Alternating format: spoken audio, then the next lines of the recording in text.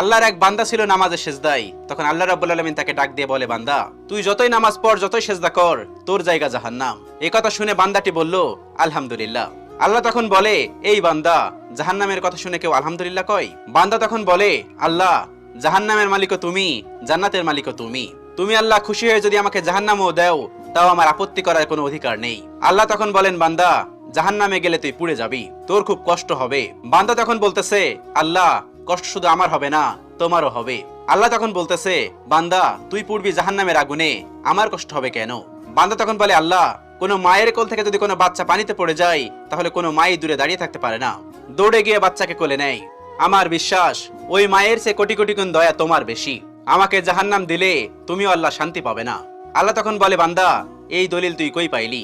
বান্দা তখন বলে, আল্লাহ, আমাদের জাতির পিতা ইব্রাহিম আলাইহিস সালাম তোমার প্রেম মুখে নিয়ে যখন নমরুদের আগুনে পড়ে গেল, তার আগেই তুমি বলে দিলে